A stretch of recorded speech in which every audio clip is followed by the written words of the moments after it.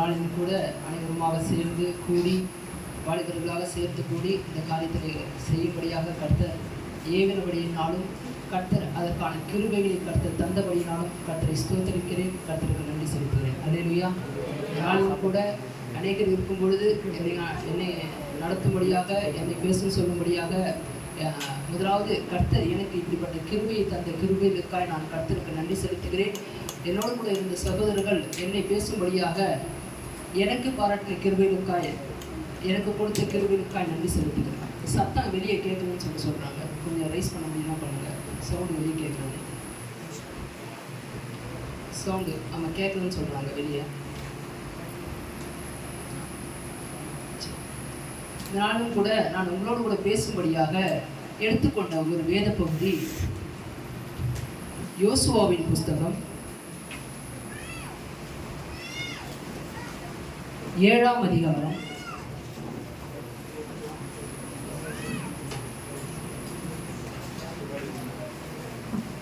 2 6 வசனங்களை வாசிக்க கேட்கலாம். யாராவது ஒரு வாசிக்கிறீங்களா?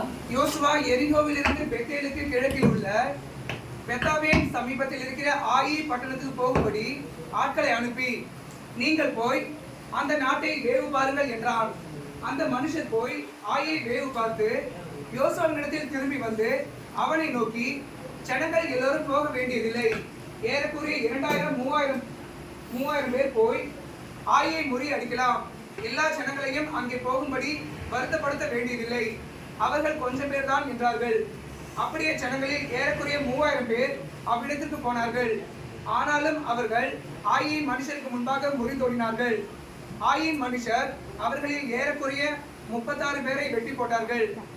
பட்டண வாசலில் வெளி துவக்கி செபாரீம் மட்டும் அவர்களை துரத்தி மலை இறக்கத்திலே அவர்களை வெட்டினார்கள். ஜனங்களில் இருதயம் கரைந்து தண்ணீராய் போயிற்று. அப்பொழுது யோசுவா தன் வஸ்திரங்களை கிழித்துக் கொண்டு அவனும் இஸ்ரவேலின் மூப்பரும் சாயங்காலம் மட்டும் கர்த்தரின் பெட்டிக்கு முன்பாக தரையிலே முகங்குப்புற விழுந்து தங்கள் தலைகளின் மேல் புழுதியை போட்டுக்கொண்டு கிடந்தார்கள். ஹல்லேலூயா. எத்தனை பேருக்கு யோசுவாவை குறித்து தெரியும்? கரங்களை உயர்த்துங்க. நல்லாவே உயர்த்தலாம், நீங்க நன்றாக உயர்த்துங்க. சரி, இப்போ முதலாவது இப்பதான் சபைக்கு வரன்றவங்க யாராச்சும் இருக்கீங்களா? கரங்களை உயர்த்துங்க.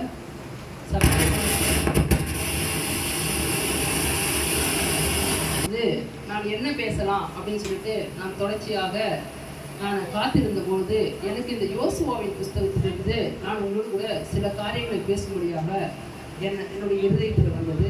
நான் தொடர்ச்சியாக சில காரியங்களை படித்து கொண்டு வந்து எல்லா காரியங்களும் ஒரே வார்த்தைக்கு அடிப்படையிலாக வருகிறபடினால நான் அந்த ஒரு வார்த்தையை நான் உங்கள் மத்தியிலே வைத்து இந்த நாளிலே இந்த தியானத்தை நான் உங்களோட கூட பேசும்படியாக நான் விருப்பப்படுகிறேன். கொஞ்சம் அமைதியாக இருங்க பாப்பா, கொஞ்சம் அமைதியாக இருக்கீங்களா? சரி, நீங்கள் ஃப்ரீயாக இருங்க. ஹல்லேலூயா.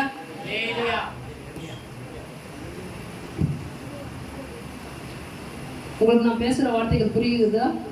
நான் பேசும்பொழுது உங்களுக்கு புரியலாம் சொல்லுங்கள். ஓகே, இந்த யோசுவாவை குறித்து நான் ஒரு முன்னுரையாக நான் உங்களுக்கு மத்தியிலே வைத்துவிட்டு பிற்பாடு இந்த யோசுவாவின் புஸ்தகத்திலிருந்து இவனுடைய இந்த காரியங்கள் நமக்கு என்ன இன்றைக்கு கர்த்தர் நமக்கு கற்றுக் கொடுக்கிறார் என்பதை நாம் இந்த நாளிலே நாம் கவனிப்போம் என்று சொன்னால், அதை சிந்திப்போம் என்று சொன்னால் நிச்சயமாகவே அதற்கு நமக்கு பிரயோஜனமாக இருக்கும். அல்லேலூயா.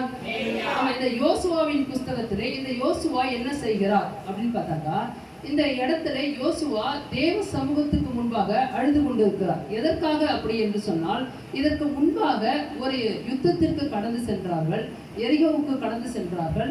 எரிகோ பட்டணத்திலே ஆண்டவர் கர்த்தர் சொன்னபடியே அந்த எரிகோ பட்டணத்தை இவர்களுடைய கரத்திலே ஆண்டவர் கொடுத்தார். அதற்கு பிற்பாடு இந்த இடத்துல எங்க வராங்கனாக்கா, ஆயி பட்டணத்துக்கு நேராக இவர்கள் தங்களுடைய யுத்தத்தை செய்யலாம் என்று இவர்கள் கடந்து செல்லும் பொழுது கூட இருக்கிறவங்க எல்லாரும் என்ன சொல்றாங்கனாக்கா, அது ஒன்றும் பெரிய பட்டணம் இல்லைப்பா, அதனால நம்ம என்ன பண்ணலாம்னாக்கா எல்லாரையும் போயிட்டு எல்லாரையும் வருத்தப்படுத்த வேண்டிய அவசியம் இல்லை, எல்லாரையும் போயிட்டு எல்லாரையும் வருத்தப்படுத்த வேண்டிய அவசியம் இல்லை, ஒரு 2000-3000 பேர் மட்டும் போனாக்கா நாம் என்ன செஞ்சிடலாம்னாக்கா அவர்கள் நிச்சயமா நாம் முறியடித்து விட்டு நாம் ஜெயித்து விட்டு வந்துடலாம்னு சொல்லிட்டு இங்க இருக்கிற 2000-3000 பேர் அப்ப என்ன பண்றாங்க, தெரிந்து கொள்ளப்பட்டவர்களாக 3000 பேர் என்ன செய்யறாங்கனாக்கா இந்த ஆயி பட்டணத்துக்கு நேராக யுத்தத்திற்கு கடந்து செல்வதை நாம் பார்க்க முடியுது. அந்த 3000 பேர் கடந்து செல்லப்படும் பொழுது என்ன நடக்குதுனாக்கா, அவர்களுக்கு முன்பாக அந்த ஆயி பட்டணத்திற்கு முன்பாக இவர்கள் தோற்கப்பட்டவர்களாய் இவர்கள 36 பேர் என்ன பண்றாங்கன்னா இறந்து போயிடுறாங்க. தோற்கப்பட்டவர்களாய் இவர்கள் திரும்பி வருகிறது இந்த வேத பகுதியில இந்த இடத்துல காண்பிக்கப்படுகிறது. அப்பொழுது யோசுவா என்ன செய்யறாருனாக்கா அவரோடு கூட இருக்கிற மூப்பர்கள் எல்லாரும் தேவனுடைய பெட்டிக்கு முன்பாக அவருடைய ஆலயத்துக்குள்ளாக என்ன செய்யறாங்கனாக்கா அந்த சமூகத்துல விழுந்து கிடக்கிறார்கள்.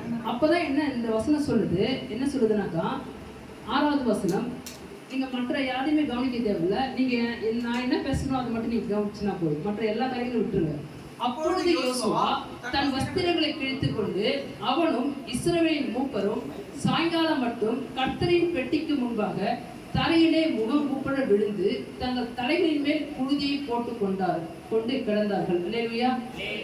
அப்ப இந்த இடத்துல நம்ம பார்க்கும் பொழுது ஈஸியா போய் ஜெயிச்சுட்டு வந்துடலாம்ப்பா இந்த ஆயி பட்டணத்தை அப்படின்னு சொல்லிட்டு சொல்லப்பட்ட பட்டணத்தை இந்த 3000 பேர் போயிட்டு என்ன வந்துடுறாங்கனாக்கா ஒரு தோல்விக்குள்ளாக கடந்து செல்வதை நாம் பார்க்க முடியுது. அல்லேலூயா.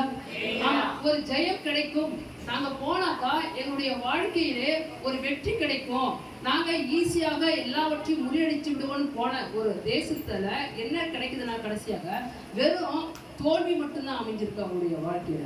அதனால இவங்க என்ன பண்ணாங்கன்னாக்கா தேவ சமூகத்துக்கு முன்பாக விழுந்து கிடக்குறாங்க. அப்பொழுது 7வது வசனத்தை வாசிக்கும் பொழுது யோசுவா கர்த்தராகிய ஆண்டவரே எங்களை அழிக்கும்படிக்கு எமோரியர் கையில் ஒப்பு கொடுக்கிறதுக்காகவா தேவரீர் இந்த ஜனத்தை யோர்தானை கடக்க பண்ணினீர். நாங்கள் யோர்தானுக்கு அப்புறத்தில் மன திருப்தியாக இருந்து விட்டோமானால் நலமா இருக்கும். நாங்க இங்க நீங்க எங்களை அழைத்து கொண்டு வந்திருக்க வேண்டிய அவசியம் இல்லை ஆண்டவரே. எகிப்து தேசத்திலே நாங்க இருந்திருந்தாக்கா நல்லா இருந்திருக்குமே. நீங்க என்ன பண்ணீங்கன்னாக்கா எல்லா தேசத்தை விட்டும் எங்களுக்கு முன்பாக வைக்கப்பட்டிருந்த எமோரியர் மற்ற அநேக தேசங்களை எங்களுக்கு முன்பாக நீங்கள் முறியடிச்சு போட்டீங்க, எங்களுடைய கருத்துல ஒப்பு கொடுத்தீங்களே ஆண்டவரே. ஆனா இந்த இடத்துல வந்து நாங்க இந்த சின்ன ஒரு பட்டணத்துக்கு முன்பாக விழுந்து போகும்படிக்கா எப்படி இருக்குது, இதுக்கு நாங்கள் யோர்தானை கடக்காம யோர்தானுக்கு நாங்க அதே இடத்துல இருந்திருக்கலாமே, நலமா இருந்திருக்குமே ஆண்டவரே. இந்த நாளிலே இப்படிப்பட்ட காரியத்தை நீங்கள் சம்பவிக்க பண்ணதுனால என்ன ஆயிடுச்சுனாக்கா இன்னைக்கு உண்மை குறித்து கேள்விப்படுகிற எல்லாரும் தேவன் அவர்களை அந்த வனாந்தரத்திலே நடத்த முடியாம பாதிலே அழிஞ்சு போற அளவுக்கு தான் அவங்க நடத்திட்டாரு. அவங்களால தேவனால எகிப்துல ஆரம்பிச்சத கடைசியா அவங்கள கொண்டு போயிட்டு முடிவுல சேர்க்க முடியும்னு ஒரு எண்ணம் வந்துருமே ஆண்டவரே. இதற்கு என்னன்னு சொல்லிட்டு அவன் முகப்புற விழுந்து கிடக்கும் பொழுது 10வது வசனத்துல வாசிக்கும் பொழுது அப்பொழுது கர்த்தர் யோசுவாவை நோக்கி எழுந்திரு, நீ இப்படி முகம் கூப்புற விழுந்து கிடக்கிறது என்ன. இந்த நாளில நான் உங்களோட கூட பேச விரும்புகிற காரியம் என்னன்னாக்கா, ஒருவேளை நாம் ஒரு காரியத்திலே ஜெயம் பெற வேண்டும் என்று நாம் நினைக்கும் பொழுது சில தோல்விகள் மத்தியில நாம் அந்த தோல்விகளுக்குள்ளாகவே விழுந்து கிடக்கிற ஒரு நிலைமை நம்முடைய வாழ்க்கையில இருக்கலாம். அல்லேலூயா. ஆனா இந்த நாள்ல ஆண்டவர் நமக்கு சொல்லுகிற வார்த்தை என்னன்னாக்கா, நீ ஏன் விழுந்து கிடக்கிற, ஏதோ ஒரு காரியத்துல நாம ஜெயம் பெறுவதற்காக நாம் முயற்சிகள் செய்து நாம் அந்த ஜெயம் நம்முடைய வாழ்க்கையில கிடைக்கும், நான் போன அந்த இடத்துல சுதந்திரித்து அந்த தேசத்துல நான் சந்தோஷமா வாழ்வேன், கர்த்தர் எனக்கு கொடுத்த வாக்கு தத்தத்தை நான் சுதந்திரிப்பேன் அப்படின்னு சொல்லிட்டு அப்படிதான் நான் ஆரம்பம் பண்ணினேன். ஆனா ஏதோ ஒரு காரியம் இந்த நாளில என்னை முறியடிச்சு போட்டு என்னை தோல்விக்குள்ளாக வைத்ததுனால இந்த நிலைமையில நான் எப்ப இருக்கேனாக்கா நான் விழுந்து கிடக்கிற நிலைமையில நான் இருக்கிறவனா இருக்கேன். எரேமியா தீர்க்கதரிசன புஸ்தகத்துல ஒரு அழகான வசனம் இருக்கும்.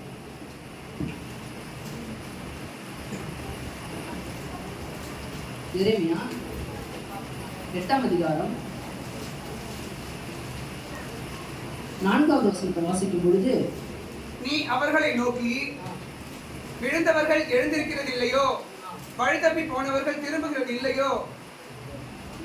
இந்த ஆண்டவர் என்ன சொல்றாருனாக்கா, நீ அவர்களை நோக்கி விழுந்தவர்கள் எழுந்திருக்கிறது இல்லையோ, வழி தப்பி போனவர்கள் திரும்புகிறது இல்லையோ. அப்ப இங்க என்ன சொல்றாங்கனாக்கா, விழுந்து போனாக்கா எழுந்திருக்கணுமேப்பா. நீ விழுந்து பிரச்சனை இல்லை. யாருமே ஒரு மனுஷன் சொல்லுவாரு, எல்லாருமே நூல் பிடிச்ச மாதிரி யாருமே ஓட மாட்டாங்க அவங்களுடைய வாழ்க்கையிலன்னு சொல்றாரு. அப்ப ஒரு விழுகை எல்லாருடைய வாழ்க்கையிலும் இருக்குதான் செய்யுது. ஆனா அந்த விழுகையிலே நீ இருக்கிறியா, அதான் இன்னைக்கு பிரச்சனை. ஆனா தேவனுடைய சித்தம் என்னன்னாக்கா, விழுந்தவன் எழுந்திருக்க வேண்டியது தேவ சித்தமா இருக்கு. அல்லேலூயா. அவன் அங்க சொல்லப்படுது, விழுந்தவர்கள் எழுந்திருக்கிறது இல்லையோ, வழி தப்பி போனவர்கள் திரும்புகிறது இல்லையோ? நீ ஒருவேளை வழி தப்பி போயிருக்கலாம், ஆண்டவருக்குள்ளாக வந்து ஆண்டவரை அறிந்து கொண்டு ஏதோ ஒரு காரியத்துல விழுந்து போயிட்டு வழி தப்பி போனவனா நீ இருக்கலாம். ஆனா நீ திரும்புறது ஏன் திரும்பல? விழுந்த இடத்துல ஒரு மரத்தை நம்ம பார்க்கும் பொழுது பிரசங்கி அழகா சொல்லுவார். என்ன சொல்லுவார்னாக்கா, பிரசங்கி மரத்தை வெட்டினாக்கா அது கட் பண்ணி போட்ட இடத்துல அதே இடத்துல தான் கிடக்கும்னு சொல்லுவார். எந்த வடக்கு பக்கம் நீ கட் பண்ணி போட்டா வடக்கு பக்கம் தான் கிடக்கும், தெற்கு பக்கம் கட் பண்ணி போட்டா தெற்கு பக்கம் தான் கிடக்கும். அப்ப அது என்ன பண்ணலனாக்கா, அது எந்த இடத்துல விழுந்துச்சோ அதே நிலைமையில தான் இருக்குது. நான் பேசுறது எத்தனை பேருக்கு புரியுது? மற்ற எல்லாத்தையும் நீங்க விட்டுருங்க, அதான் சொல்றேன். உங்களுக்கான வார்த்தையை நீங்க பெற்றுக்கொள்ள நீங்க கேளுங்க, உங்களை மற்ற காரியங்கள் எல்லாவற்றையும் விட்டுருங்க. அப்ப என்னன்னாக்கா, ஒரு இடத்துல விழுந்து போயிடுறாக்கா நீ அதே இடத்துல கிடக்காத. விழுந்தவன் எழுந்திருக்கிறது இல்லையா? ஏன்பா விழுந்துட்டியா, ஏன் எழுந்திருக்கல? நீ எழுந்துரு. ஆயுள்பட்டணத்துல என்ன பிரச்சனைனாக்கா, நீ தோத்துட்ட, ஆனா நீ இப்படியே முகமுப்புற விழுந்து கிடக்கணும்னு ஒன்றும் அவசியம் இல்லை, நீ எழுந்திருக்கணும். அல்லேலூயா. நாள கர்த்தர் நம்மை பார்த்து ஒவ்வொருவர்களையும் சொல்லுகிற வார்த்தைனாக்கா, நீ ஏதோ ஒரு இடத்துல விழுந்து போயிருக்கலாம், ஆனா நீ எழுந்து தேவன் கொடுக்கிற பலத்தினால நீ ஜெயத்தை பெறணும் கர்த்தர் விரும்புகிறார். அல்லேலூயா. உன் வாழ்க்கையில எத்தனை பேருடைய வாழ்க்கையில ஜெயம் விரும்புறீங்க? கரங்க வைத்துங்க. ஆமா, எல்லாருமே ஜெயத்தை விரும்புவோம். அதனால எத்தனை பேர் ஜெயத்தை விரும்புறீங்களோ ஆண்டவர் என்ன சொல்றாருனாக்கா, இந்த நாள்ல நீ விழுந்து கிடக்கிற நிலைமையில இருக்காதபடிக்கு நீ எழுந்திருக்க வேண்டியது கர்த்தருடைய சித்தமா இருக்கு. நீ கர்த்தர் கொடுக்கிற பலத்துல நீ எழுந்திருக்கணும்னு சொன்னாக்கா நிச்சயமாகவே உன்னை நிலைநிறுத்தவும் உன்னை ஸ்திரப்படுத்தவும் உன்னை பலப்படுத்தவும் அவராலே ஆகும். அல்லேலூயா. ஒருவன் அதனால்தான் கொரிந்தியர் சொல்றாரு, ஒருத்தவங்க விதைக்கிறாங்க, ஒருத்தவங்க தண்ணி பாய்ச்சுறாங்க, ஆனா எல்லாவற்றையும் விளைய செய்கிற தேவன் ஒருவர் இருக்கிறார். அல்லேலூயா. அந்த இயேசு கிறிஸ்து மாத்திரமே அது. அல்லேலூயா. ஆமா, உன்னுடைய வாழ்க்கையில நீ எந்த நிலைமையில விழுந்து கிடந்தாலும் சரி, என்னுடைய வாழ்க்கையில் நான் எந்த இடத்துல தோற்று போயிருந்தாலும் சரி, ஆனா அந்த தோற்று போன நிலைமையிலிருந்து மீண்டுமாக உன்னை உயிர்த்தெழும்ப செய்யவும் எலும்பு கூட இருக்கிற இடத்துல நீ எசேக்கியேல் தீர்க்கதரிசின்னு சொல்ற என்ன சொல்றானாக்கா, இந்த எலும்பு கூடுகளை பார்த்து நீ தீர்க்கதரிசனம் வர கண்டிப்பா இந்த எலும்புகள் என்ன பண்ணா உயிர் பெறும். நிச்சயமா நீ எந்த இடத்துல விழுந்திருந்தாலும் உன்னை உயிர் பெற செய்கிற கர்த்தராக இயேசு கிறிஸ்து இருக்கிறார். அல்லேலூயா. கரங்களை நம்ம கர்த்தருக்கு.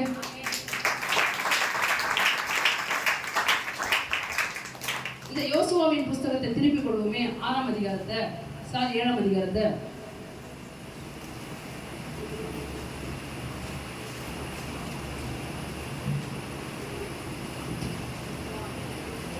இந்த 7ஆம் அதிகாரத்தை நாம் படிக்கும் பொழுது எனக்கு ஒரு காரியம் இந்த 7ஆம் அதிகாரத்துக்கும் 8ஆம் அதிகாரத்துக்கும் இருக்கிற ஒரு டிஃபரன்சஸ் எனக்கு தெரிஞ்சிச்சு. அதை நான் இன்றைக்கு உங்களுக்கு முன்பாக வைக்க விரும்புகிறேன். என்னன்னாக்கா, இந்த 7ஆம் அதிகாரத்துல அந்த ஆயுள்பட்டணத்துக்கு நேராக கடந்து செல்லும் பொழுது இவர்கள் தோற்கடிக்கப்பட்டவர்களா இருக்கிறார்கள். ஆனா இந்த 8ஆம் அதிகாரத்துல வரும் பொழுது எடுத்து வாசிக்கலாம். 8:26 28 படிச்சிருக்கோம்.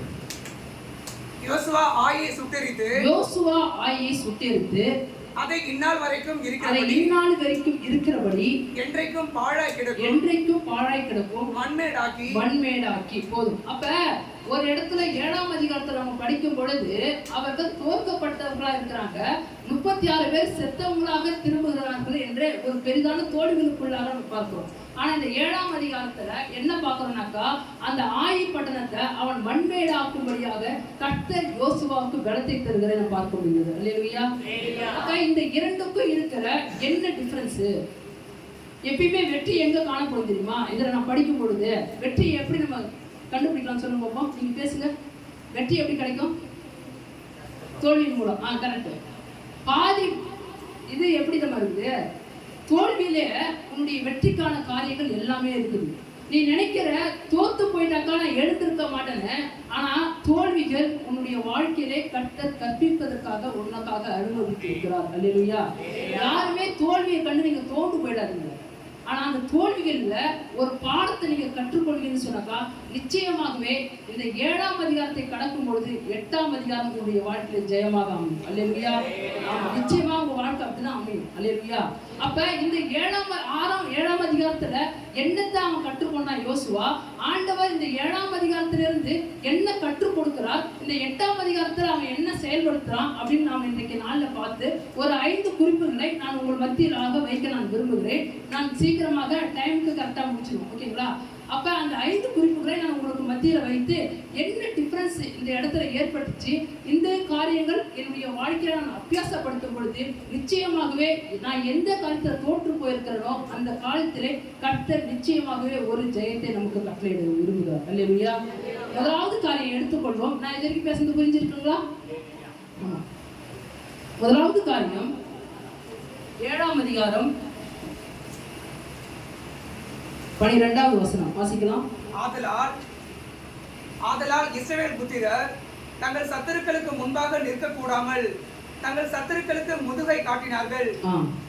அவர்கள் சாபத்தீடானார்கள். அவர் சாபத்தீடானதை நீங்கள் சாபத்தீடானதை உங்கள் நடுவில் இருந்து நிக்கிரகம் பண்ணாவிட்டால் இனி உங்களோடு இரேன். ஃபர்ஸ்ட் நம்முடைய வாழ்க்கையில இந்த இடத்துல நம்ம பார்க்கும் பொழுது என்ன நடக்குதுனாக்கா, இந்த இடத்துல இந்த 7ஆம் அதிகாரத்துல என்ன பார்க்கும் பொழுது ஏன் இந்த தோல்வி அப்படின்னாக்கா, இப்போ போயிட்டு முககுப்புற யோசுவா விழுந்து கிடக்கிறார். விழுந்து கிடக்கும் பொழுது ஆண்டவர் சொல்றாரு, நான் உங்களுக்கு ஒரு கட்டளை கொடுத்தேங்கப்பா, நீங்க இந்த எரிகோவுக்கு போகும் பொழுது, அதாவது 6ஆம் அதிகாரத்துல இந்த எரிகோவுக்கு போகும் பொழுது அதன் மேல் யுத்தம் பண்ண நீங்கள் செல்லும் பொழுது நான் உங்களுக்கு ஒரு கட்டளை கொடுத்தேன். அந்த ஜனங்கள் சாபத்தீடானவர்கள், அங்க இருக்கிற பொருட்கள் சாபத்தீடானவைகள், அதனால நீங்க எதையுமே அங்க இருந்து எடுத்துட்டு வரக்கூடாதுன்னு சொன்னேன். ஆனா இன்னைக்கு நீங்க என்ன பண்ணிட்டீங்கன்னாக்கா, உங்களுக்குள்ள என்ன பண்ணப்பட்டது, சாபத்தீடான காரியங்கள் உங்களுக்குள்ளாக இருக்கிறது. இந்த இடத்துல என்ன நடந்துருச்சு அப்படின்னு நம்ம பார்க்கும் பொழுது, இந்த ஆகான் என்ற ஒரு மனுஷன் இருக்கிறான். ஆகான் என்ற மனுஷன் இந்த யுத்தத்தோடு மற்ற எல்லா ஜனங்களோடும் கூட போகிறான். இந்த யுத்தத்துல போகிற இந்த மனுஷன் என்ன பண்றானாக்கா, அங்க இருக்கிற சில காரியங்களை, பொண்ணையும் மற்ற காரியங்களை, வஸ்திரங்களை அவன் என்ன பண்ணானாக்கா அதை இச்சித்து அதன் மேல ஆசை வைத்து அவன் என்ன பண்ணா அதை எல்லாத்தையும் எடுத்துட்டு வந்துடுவான். அதுதான் இந்த மேல் 11வது வசனத்துல வாசிக்கும் பொழுது, இஸ்ரவேலர் பாவம் செய்தார்கள், நான் அவர்களுக்கு கட்டளையிட்ட என் உடன்படிக்கையை மீறினார்கள், சாபத்தீடானதில் எடுத்துக்கொண்டதும் களவு செய்ததும் வஞ்சித்ததும் தங்கள் பண்டம் பாடிக்குள்ளே வைத்ததும் உண்டு. அப்ப இவன் என்ன பண்ணனாக்கா, யுத்தத்துக்கு போறாங்க.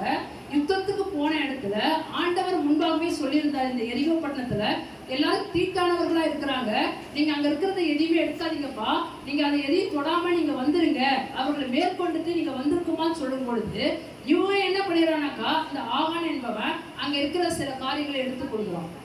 எடுத்துக்கொண்டதுனால இப்ப ஆண்டவர் என்ன சொல்றாருனாக்கா, நீ அந்த ஜனத்துல உன்னுடைய ஜனங்கள் மத்தியில இப்படிப்பட்ட காரியம் செய்தவன் இருக்கிறான், அவன் எடுத்து வந்து பண்டம்பாடிக்குள்ள வச்சிருக்கிறான், சில காரியங்களை வஞ்சித்து வச்சிருக்கிறான், அதை நீ நிக்கிரகம் பண்ணாவிட்டால நான் என்ன பண்ணுவேன்னா உங்கள் நடுவில் நான் வாசம் பண்ணுவதில்லைன்னு சொல்றேன். அப்ப என்ன பண்ணனாக்கா, இந்த யோசுவா ஃபர்ஸ்ட் என்ன செய்யறானாக்கா, நீங்க எல்லாரும் சரி ஆண்டவர் இப்படிப்பட்ட கட்டளை கொடுத்திருக்கிறான்னு சொல்லிட்டு நீங்கள் எல்லாரும் வம்சமாக குடும்பமாக நீங்க எல்லாரும் முதலாவது என் இடத்துல வாங்க அப்படின்னு சொல்றோம். அப்படி வரும் பொழுது என்ன நடக்குதுனாக்கா, இந்த ஆகான் குறிக்கப்படுகிறான். இந்த ஆகானை தேவன் என்ன பண்றானாக்கா, இவன் தான் எடுத்தான்னு சொல்லிட்டு சொல்லப்படும் பொழுது அவனுக்கு உண்டான ஆடு மாடுகள், அவன் பெற்றுக்கொண்ட, அவனை விச்சித்து எடுத்துக்கொண்ட அந்த வஸ்திரங்கள் எல்லாவற்றையும் என்ன பண்ணாங்கனாக்கா தூரமாக வெளியே கொண்டு போயிட்டு கல்லெறிந்து கொள்ளுகிறாங்க. இதுதான் அங்க நடக்கிறது. இதனாலதான் என்ன பண்ணப்பட்டுச்சுனாக்கா, இவன் எடுத்துக்கொண்டது நிமித்தமாக தான் தேவன் அந்த இடத்துல இவர்கள் மேல என்ன செய்யறாரு, தோல்வியை கொடுக்கிறார். நான் பேசுறது உங்களுக்கு புரியுதுல்ல? தோல்வியை கொடுக்கிறார். அப்ப முதலாவது உன்னுடைய வெற்றிக்கு தேவன் கொடுக்கிற ஆலோசனை என்னன்னாக்கா, ஃபர்ஸ்ட் உன் வாழ்க்கையில நீ கற்றுக்கொள்ள வேண்டிய காரியம் என்னன்னாக்கா, உன் மத்தியில நீ எந்த காரியத்துல உன்னுடைய ஜெயத்துக்கு தடையா இருக்கிற காரியத்தை உன் வாழ்க்கையில இருந்து ஃபர்ஸ்ட் நீக்கிடு. அல்லேலூயா. முதலாவது தடையை நீக்கிடு. இந்த ஆகான ஃபர்ஸ்ட் நீக்கிடு உன் வாழ்க்கையில இருந்து. உன் வாழ்க்கையில ஏதோ ஒரு காரியம், உன்னுடைய வாழ்க்கையில ஜெயமாய் நீ பெற்றுக்கொள்ள வேண்டிய காரியத்தை ஆண்டவர் வைத்திருந்த போதிலும் இன்றைக்கு அநேக ஆகான்கள் உங்கள் மத்தியிலே இருக்கிறபடியினால அவர்கள் உங்களுடைய வாழ்க்கையிலே நீங்கள் பார்க்க வேண்டிய ஜெயத்தை, நீங்கள் பெற்றுக்கொள்ள வேண்டிய அந்த சுதந்திரத்தை அனுபவிக்க முடியாதபடிக்கு இன்றைக்கு தடை செய்து கொண்டிருக்கிறார்கள். அல்லேலூயா. இந்த ஆகான் என்ன பண்ணிட்டான்? இச்சித்து எடுத்து கொண்டுட்டான். போன இடத்துல இந்த காரியம் இருக்குதே, நம்ம எடுத்துக்கலாம். யாருக்கு தெரிய போகுது? யாருக்கு தெரிய போகுது? இன்னைக்கு நம்முடைய வாழ்க்கையில யாருக்கு தெரிய போகுது? யாருக்கு என்ன ஆயிட போகுது நான் செய்யறதுனால? அங்க இவன் செஞ்ச காரியத்தை என்ன சொல்றாருனாக்கா 1ஆம் அதிகாரத்துல 7ஆம் அதிகாரம் 1ஆம் வசனத்துல, இஸ்ரவேல் புத்திரர் சாபத்தீடானதிலே துரோகம் பண்ணினார்கள். உன் வாழ்க்கையில நீ மறைச்சு வச்சிருக்கிற, யாருக்குமே தெரியாது நீ செய்து கொண்டிருக்கிற சில காரியங்கள், நீ கர்த்தருக்கு விரோதமாக துரோகம் பண்ணி கொண்டிருக்கிற. இதனாலதான் உன் வாழ்க்கையில ஜெயம். அல்லேலூயா, அல்லேலூயா. கம்மியா எடுங்க, அப்புறம் போக. அல்லேலூயா. என்ன காரியத்தை மறைச்சு வச்சிருக்கிற? கர்த்தர் உனக்கு ஒரு கட்டளை கொடுத்தாரு. எரிகோவை உனக்கு முன்பாக வைக்கும் பொழுது, நான் சொன்ன வார்த்தையை நீ கேட்டு நடக்கிற பொழுது அதுல ஜெயத்தை கொடுத்த ஆண்டவரே, இந்த ஆயுள் பட்டணத்து மேல ஏன் உனக்கு ஜெயம் கொடுக்கணும்னாக்கா, உன் வாழ்க்கையில யாரோ ஒரு ஆகானோ, ஏதோ ஆகானோ போல ஆகானுடைய உடைமைகளாகிய ஏதோ ஒரு வஸ்திரமோ உனக்குள்ளாக மறைக்கப்பட்டிருக்குது. நீ எடுத்து யாருக்குமே நீ அதை மறைச்சு கவர் பண்ணி உன்னுடைய வாழ்க்கையை நீ ஓட்டி கொண்டிருக்கிற. ஆனா ஆண்டவர் என்ன சொல்றனாக்கா, அதை நீ எடுத்து நீ நிக்கிரகம் பண்ணாவிட்டா நான் உன் மத்தியில நான் நிற்பதில்லை. நீ அதை எடுத்து உன்னுடைய வாழ்க்கையில இருந்து நீ தூக்கி போடுற வரைக்கும். இங்க இவன் யோசுவா என்ன செய்யறானாக்கா, அந்த ஆகானையும் நீங்க எல்லாரும் ஆண்டவர் சொல்றாரு, நீங்க என்ன பண்ணுனாக்கா, நீ போயிட்டு என்ன பண்ணுனாக்கா, நாளைக்கு எல்லாரும் ஜனத்தை எல்லாத்தையும் வர வச்சு வம்சமா வர சொல்லு, குடும்பமா வர சொல்லு. என்ன பண்ணுவேனாக்கா, அந்த வம்சத்துல நான் ஒரு குடும்பத்தை தெரிந்து கொள்வேன், அந்த குடும்பத்துல நான் யாருன்னு ஒருத்தவனை குறித்து கொள்வேன் அப்படின்னு சொல்லிட்டு அவனை ஆகானை குறித்து அவனையும் அவனோடு கூட இருக்கிற எல்லா மிருக ஜீவன்களும் அவனுடைய உடைமைகளையும் அவனுடைய சொந்தங்கள் எல்லாவற்றையும் என்ன பண்ணாங்கன்னா தூரம் தூக்கிட்டு போயிட்டு வெளியே என்ன பண்ணாங்கன்னாக்கா, நீ இஸ்ரவேலை கலங்கப்படுகிறது என்ன? இந்த காரியத்தை நீ செஞ்சதுனால நீ சாபத்தீடான காரியத்தை கொண்டு வந்து உள்ள வச்சுட்டியே, உன்னால 36 பேர் செத்து போயிட்டாங்களே. காரணம் இந்த ஆகான். வாழ்க்கையில பெரிதான தோல்விக்குள்ள இருக்கிறியா? காரணம் நீ மறைச்சு வச்சிருக்கிற ஒரு காரியம் தான். இந்த காரியம் என்ன செய்யணாக்கா, உன்னை மட்டும் இல்ல உன் குடும்பத்தையே என்ன பண்ணாக்கா அழித்து போடக்கூடிய வல்லமை உள்ளதா இருக்கு. நீ நினைக்கிற இது என்ன செஞ்சிடும் அப்படின்னு சொல்லி, இது என்ன செய்ய போகுது, இது என்ன ஆயிடும், யாருக்கு தெரிய போகுது? மறுபடியும் அதே வார்த்தையை சொல்றேன், யாருக்கு தெரிய போகுதுன்னு நீ நினைக்கிற? ஒரு ஊழியக்காரர் சொல்ல என்ன சொல்றாருனாக்கா, எகிப்துல மோசே இருக்கும் பொழுது அவன் என்ன பண்ணானாக்கா, தன்னுடைய சகோதரனுக்கு விரோதமாக ஒரு சண்டையிடும் பொழுது அக்கம் பக்கம் பார்த்து கத்தியால அவனை குத்தி அவனை கொலை பண்ணி அந்த மணலை புடிச்சிட்டு போயிட்டான், எகிப்துல இருக்கிற மணல்ல. அப்ப சொல்றாரு, அவர் என்ன சொல்றாருனாக்கா, அக்கம் பக்கம் பார்த்தானே தவிர மேல பார்த்தானா? அல்லேலூயா. மேல ஒருத்தர் பார்த்து நடக்கிறாரு, நீ அக்கம் பக்கம் தான் பாக்குற. இவங்க பார்த்துருவாங்களா அவங்க பார்த்துருவாங்களா யாருக்கும் தெரியாம நான் செய்யற காரியம் யாருக்கு தெரிய போகுது, இல்ல யாருக்கு பாதிப்பை ஏற்படுத்த போகுதுன்னு நினைக்கிற. ஆனா நீ நல்லா தெரிஞ்சுக்க வேண்டிய காரியம் என்னன்னாக்கா, முதலாவது நீ செய்கிற நீ மறைச்சு வச்சிருக்கிற காரியம் உனக்கு முதலாவது பெரிய ஒரு பாதிப்பை ஏற்படுத்தும், ரெண்டாவது உன்னை சேர்ந்து இருக்கிறவங்களையும் பாதிச்சிடும். நீ மறந்து போயிடாது. எந்த காரியம் இன்றைக்கு நம்முடைய வாழ்க்கையில மறைத்து வைத்திருக்கிறது? நம்முடைய வாழ்க்கையில எந்த காரியத்தை நாம் மறைச்சு வச்சிருக்கிறோம்? ஆகான்கள் நம்முடைய வாழ்க்கையில இப்படிப்பட்ட நபர்களாக இருக்கலாம், சில வேளைகளில் நம்முடைய வாழ்க்கையில சில நபர்களாக இருக்கலாம், சில பொருட்களாக இருக்கலாம், வேற என்னென்னமோ காரியங்களாக இருக்கலாம். அது உங்களுக்கு தான் தெரியும். அந்த காரியத்தை உங்கள் நடுவிலிருந்து நீங்கள் எடுக்கும் பொழுது நிச்சயமாகவே முதலாவது உங்களுடைய வாழ்க்கையிலே கர்த்தர் ஜெயத்தை கொடுக்க உண்மை உள்ளவராக இருக்கிறார். அல்லேலூயா. முதலாவது காரியம் நான் உங்களுக்கு சொல்லுகிற காரியம் என்னன்னாக்கா, உங்களுடைய வாழ்க்கையில காணப்படுகிற அந்த காரியம் ஆகானை நீங்கள் எடுத்து போடுங்க. இந்த ஆகான் இருக்கிற வரைக்கும் நீங்கள் ஆயுள் பட்டணத்தின் மேல நீங்கள் ஜெயத்தை பெறவே முடியாது. உங்களுடைய வாழ்க்கையில மீண்டும் மீண்டும் தோல்விக்கான காரணம், முதலாவது காரணம் நீங்கள் ஆகானை வைத்திருக்கிறீர்கள். அந்த ஆகானுடைய பொக்கிஷங்களை உங்களுக்குள்ளாக வைத்திருக்கிறீர்கள். நீங்கள் யாரும் பார்க்கவில்லை என்று மறைத்து வைத்திருக்கிறீர்கள். அதை நீங்கள் வெளியே எடுக்கும் பொழுதுதான் கர்த்தர் உங்களை சுத்திகரித்து கர்த்தர் உங்களுக்கான ஜெயத்தை கட்டளையிட முடியும். அல்லேலூயா. அது உங்களுடைய பொறுப்புல இருக்குது. இரண்டாவது காரியத்துக்கு நேராக கடந்து செல்லலாம்.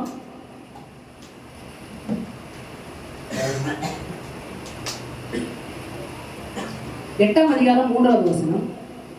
அப்பொழுது ஆயி மேல் போக யோசுவாவும் சகல யுத்த ஜனங்களும் எழுந்து புறப்பட்டார்கள்.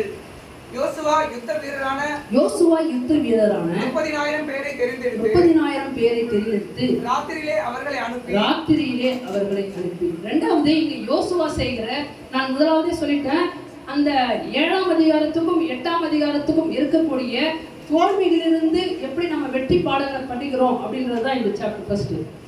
அப்ப முதலாவது ஆகானை உங்களுடைய வாழ்க்கையிலிருந்து நீங்கள் எடுக்கும் பொழுது முதலாவது தேவன் உங்களுக்கு வெற்றியை தருகிறவராக இருக்கிறார்.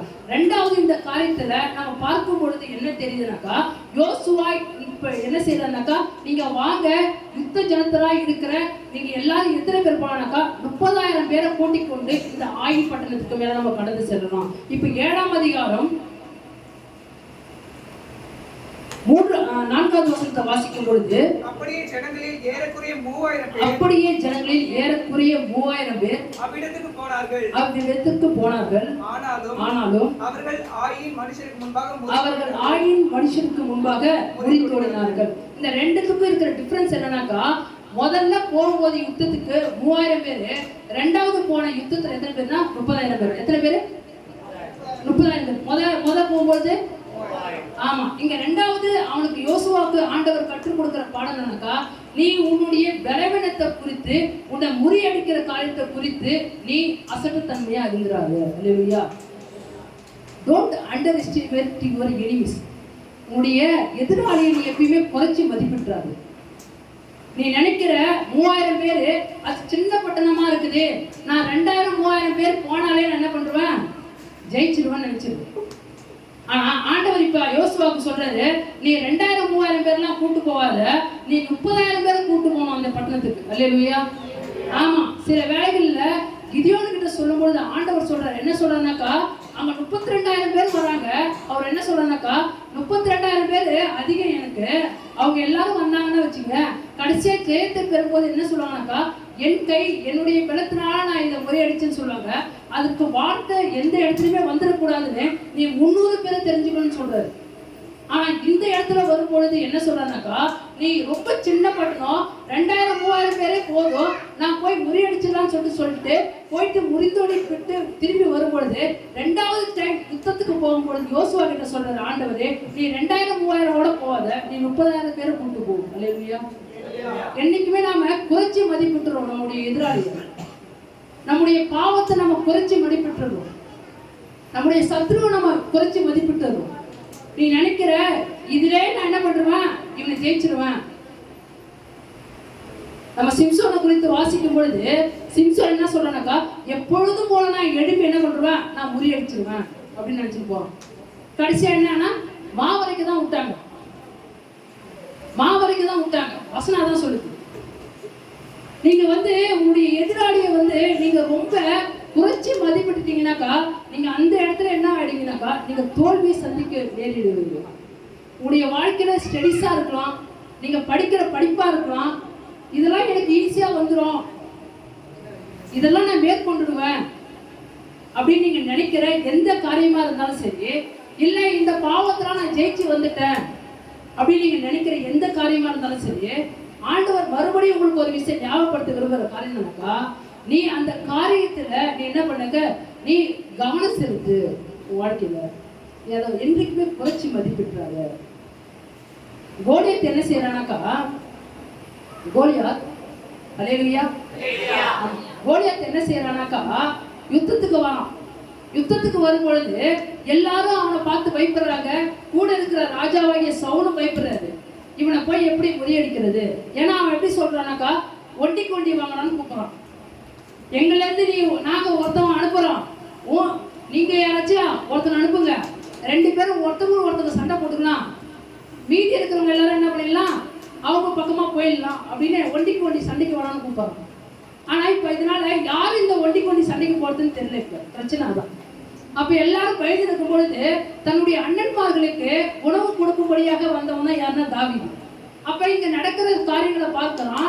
அந்த பெலிஸ்தன் கோலியாத் என்ன பண்ணனாக்கா, தேவனை தூஷித்துக் கொண்டு தேவனுடைய ஜனங்களை தூஷித்துக் கொண்டு இருக்கும் பொழுது, இந்த பெலிஸ்தன் யார், இவன் எப்படி தேவனுடைய ஜனங்களை தூஷிக்கலாம், தேவனை எப்படி தூஷிக்கலாம், இவனை நான் கொன்று இந்த காரியத்துல தேவன் ஒருவர் உண்டு என்று இவர்களுக்கு எல்லாருக்கும் நான் அறிவிக்க போறேன்னு சொல்லிட்டு அவன் கடந்து செல்கிறான்.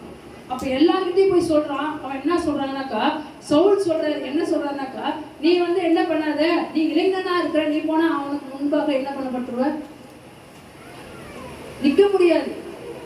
அவன் பிறந்ததுல அவன் யுத்த வீரனா இருக்கிறான். நீ அழகா செவப்பா நிக்கிற, ஈஸியா அவன் என்ன பண்றான், ஒரே கையால பிடிச்சி தின்னுடுவான், லாலிபாப் சாப்பிட்ற மாதிரி சாப்பிடுவான் உன்ன. நீ இந்த இடத்துல நின்று இருக்கிறியாடா, நீ அதெல்லாம் ஒண்ணு செட் ஆகுதுன்னு சொல்றான். அவன் என்ன சொல்றான், இல்ல இல்ல எனக்கு ஏற்கனவே ஒரு எக்ஸ்பீரியன்ஸ் இருக்கு.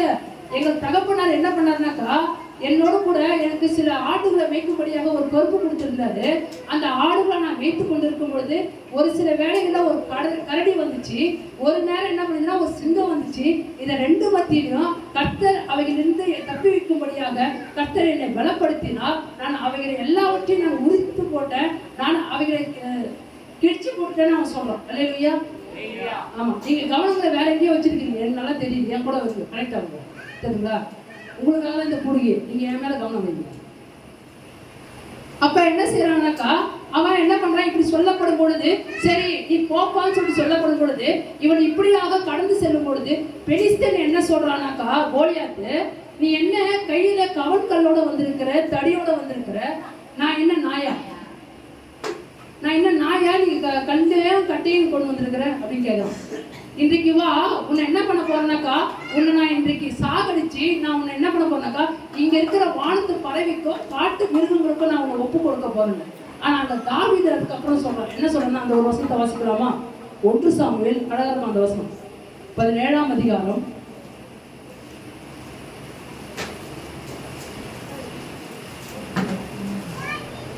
46வது வசனம். இன்றைய தினம் கர்த்தர் உன்னை என் கையில் ஒப்பு கொடுப்பார். நான் உன்னை கொன்று உன் தலையை உன்னை விட்டு வாங்கி பெலிஸ்தருடைய பாளையத்தின் பிணங்களை இன்றைய தினம் ஆகாயத்து பறவைகளுக்கும் பூமியின் காட்டு மிருகங்களுக்கும் கொடுப்பேன். அதனால் இஸ்ரவேலில் தேவன் ஒருவர் உண்டு என்று பூலோகத்தார் எல்லாரும் அறிந்து கொள்வார்கள். அல்லேலூயா. அப்ப இவன் என்ன சொல்றானாக்கா, நீ வாப்பா, நீ வந்தாக்கா, பெலிஸ்தன் சொல்றான், நீ வா, உன்னை இன்றைக்கு நான் கொன்று போட்டு இந்த ஆகாயத்து பறவைக்கும் காட்டு மிருகங்களுக்கும் உன்னை ஒப்பு கொடுப்பேன். ஆனா இவன் சொல்றான், நீ வா, உன்னை மட்டும் இல்ல, உன்னோட கொடுக்குற எல்லா சேனையும் சேர்த்து இன்றைக்கு நான் காட்டு மிருகங்களுக்கும் நான் பறவைகளுக்கு நான் ஒப்பு கொடுக்க போறேன். அல்லேலூயா. அப்ப நீ தெரிஞ்சுக்குவ, இது இந்த உலகத்துல ஒரு தேவன் உண்டு என்று நீ அறிந்து கொள்வ. அல்லேலூயா. அப்ப இவன் சொல்றான், இவன் தானே சாதாரணமா அசட்டை பண்ணிட்டான். அவன் என்ன சொல்றான், உன்னுடைய சேனையை முறியடிக்கக்கூடிய வல்லமை யாருக்கு இருக்குன்னா எனக்கு இன்னைக்கு இருக்கு. அல்லேலூயா. இந்த நாளில 2வது காரியம் உங்களுக்கு நான் சொல்லுகிறேன், உங்களுடைய எதிராளியை குறித்து நீங்கள் அலட்சியமாய் இருந்து விடாதீர்கள். உங்களுடைய எதிராளி நீங்க வெறும் கம்மியான மெம்பர்ஸ் தானே, சின்ன பாவம் தானே, இதான் என்னை மேற்கொண்டுடும், சின்ன பாவம் தானே, இதுதான் என்னை தீர்த்துப்பட்டிடும், இதனாலே நான் சாபத்தீடு ஆயிடுவேன் நீ நினைக்காத. ஆண்டவர் இன்றைக்கு உனக்கு கொடுக்கிற வார்த்தை என்னக்கா, உன்னுடைய எதிராளி நீ நினைப்பதை காட்டிலும் பெரிய பலவானா இருக்கலாம், நீ அவனை குறித்து கவனம் உள்ளவனா இருக்கு. இல்லையா? ஒரு நேரத்துல போகும்பொழுது 3000 பேர் தோற்கடிக்கப்பட்ட ஜனமா வரும்பொழுது ஆண்டவர் சொல்றாரு, 3000 பேர் இல்ல, நீ 30,000 பேரை கூட்டிட்டு. அல்லேலூயா. 3வது காரியத்துக்கு நேரா கடந்து செல்வோம். யோசுவா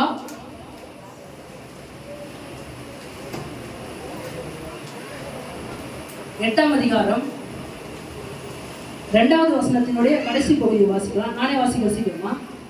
பட்டணத்துக்கு பின்னாலே பதிவிடையை வை என்றார். 3வது காரியம் இங்க என்ன சொல்றாருனாக்கா, இங்க நீ ஒரு பதிவிடையை, ஒரு கூட்டு ஜனங்களை நீ இந்த இடத்துல வைன்னு சொல்றாரு.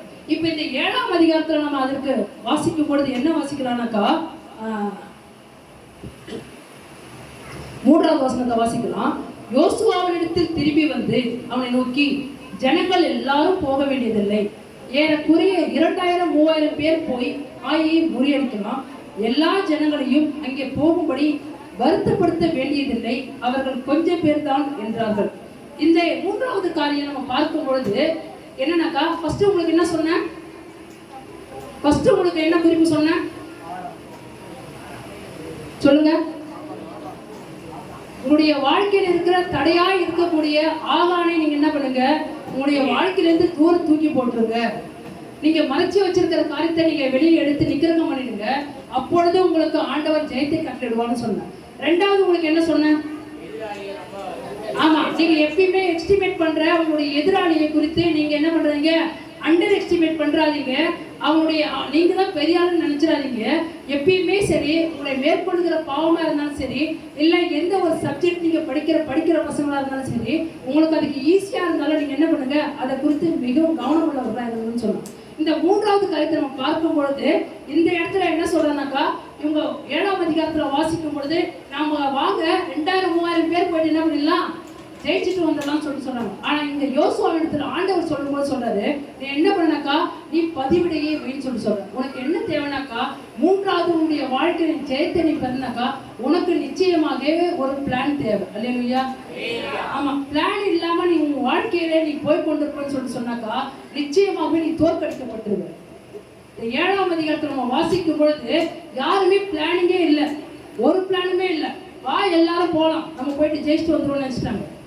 ஆனா இந்த 8ஆம் அதிகாரத்துல வரும்போது ஆண்டவர் சொல்றாரு, இல்ல இல்ல நீ என்ன பண்ணனாக்கா, இப்ப நான் உனக்கு ஒரு ஸ்ட்ராட்டஜி சொல்றேன், நான் உனக்கு எப்படி பண்ணணும்னு சொல்லிட்டு நான் சொல்றேன். நீ பெரிய யுத்த வீரனா இருக்கலாம், ஆனா இன்னைக்கு நான் உனக்கு சொல்றேன், நீ என்ன பண்ணு, 30,000 பேரை நீ தெரிந்து கொண்டு, அந்த யுத்த மனுஷரான 30,000 பேரை நீ தெரிந்து கொள்ளும் பொழுது அவர்களை எப்படி பயன்படுத்தணும்னு நான் சொல்றேன். எப்படி சொல்றேன்னாக்கா, முதலாவது உங்களுடைய ஜனத்தை நீ பிரிச்சு ஆயுப்பட்டினத்துக்கு பின்பாக நீ என்ன பண்ண, இதுதான் ஆயுப்பட்டினம் வச்சுங்களேன், இந்த ஆயுப்பட்டினத்துக்கு பின்பாக ஒரு படையை வை ஃபர்ஸ்ட்.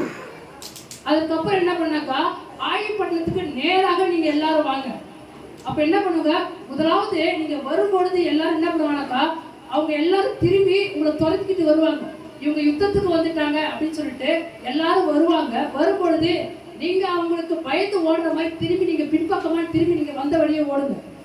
ஓடும் பொழுது பின்னாடி வைத்திருக்கிற அந்த ஒரு பிரிவினர் என்ன பண்ணுனாக்கா, அவர்கள் எல்லாரும் வெளியே வந்ததுக்கு அப்புறம் நீ என்ன பண்ணணும், திரும்பி அந்த தேசத்தை அந்த பட்டணத்தை எல்லாரையும் நீங்க என்ன பண்ணணும், எழும்பி அதை தீக்கொளுத்தி போடுங்க. இதுதான் ஸ்ட்ராட்டஜி. அல்லேலூயா.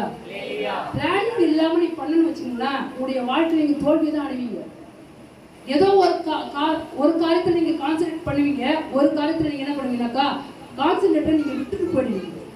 ஆனா எந்த இடத்துல எதை செய்யணும் நீங்கள் எழுதி வச்சுக்கிட்டு வந்தீங்கன்னாக்கா, உங்களுடைய வாழ்க்கையில என்ன தெரியும்னாக்கா, அப்பதான் ஒரு ஸ்ட்ராட்டஜி உங்களுடைய வாழ்க்கை தெரியும் பொழுதுதான், உங்களுடைய வாழ்க்கையில ஒரு பிளானிங் இருக்கும் பொழுது மட்டும்தான் நீங்க நிச்சயமாகவே நீங்கள் நினைச்சிருக்கிற காரியத்துல ஒரு ஜெயத்தை பெற முடியும். அல்லேலூயா. நான் சொல்றது உங்களுக்கு புரியுதுங்களா? நான் கிதியோனை குறித்து வாசிச்சேன். கிதியோனை குறித்து வாசிக்கும் பொழுது கிதியோனுடைய ஸ்ட்ராட்டஜி யாருக்காச்சும் தெரியுமா? கிதியோனுடைய பிளானிங் சொல்லுங்கம்மா. பயந்த சுபாவம். அம்மா சொல்றாங்க என்ன சொல்றாங்க, பயந்த சுபாவம்னு சொல்றாங்க. வேற கிதியோனுடைய பிளானிங் தெரியுமா? நான் படிக்கும் பொழுது கிதியோனுடைய பிளானிங் என்ன தெரியுமா? கிதியோன் எப்பொழுதுமே பகல்ல யுத்தமே செய்ய மாட்டான். அல்லேலூயா. தெரியுங்களா? யாருக்குமே தெரியும், எனக்கே தெரியும், நானா படிக்கும் போது தெரியும். கிதியோனை நீங்க பாத்தீங்கன்னாக்கா, ஆண்டவர் சொல்லுவாரு, நீ போயிட்டு இங்க இருக்கிற விக்கிரத்தோப்பு எல்லாத்தையும் கட் பண்ணி போட்டுட்டு நீ இந்த காளையை எடுத்துட்டு போயிட்டு நீ பலி செலுத்து அப்படின்னு சொல்லிட்டு சொல்லப்படும் பொழுது அவன் என்ன பண்ணுவானாக்கா, அவன் பயந்தபடியினால், அவங்க சொன்னபடி பயந்தபடியினால் பகலில் செய்யாம ராத்திரியில் தான் யுத்தம் பண்ணுவான். இதை யார் செஞ்சதுன்னு பகலை எழுந்திருக்கும் போதுதான் தெரியும், ஐயோ இதை எல்லாத்தையும் செஞ்சு முடிச்சிருக்காங்க அப்படின்னு சொல்லிட்டு. அப்ப மட்டுமா? ரெண்டாவது, இந்த கிபியோன் இடத்துல, இந்த மீதியான இடத்துல அவன் யுத்தத்துக்கு போகும்போது என்ன பண்ணுவானாக்கா, அவன் கையில இருந்த காரியம் என்னன்னு தெரியுங்களா? ஆமா, அவனுடைய ஸ்ட்ராட்டஜியே ரொம்ப டிஃப்ரெண்ட். அவன் என்ன பண்ணனாக்கா, அவன் ரொம்ப டிஃப்ரெண்டான பர்சன் ஃபர்ஸ்ட். ரெண்டாவது, அவன் யூஸ் பண்ண காரியமும் சரி, அவன் வைத்திருந்த ஸ்ட்ராட்டஜி அந்த பிளானிங்கும் சரி ரொம்ப டிஃப்ரெண்ட். காரணம் என்னன்னாக்கா, அவன் என்ன பண்ணனாக்கா, கையில ஒரு எக்காலத்தை வச்சுக்கிட்டான்.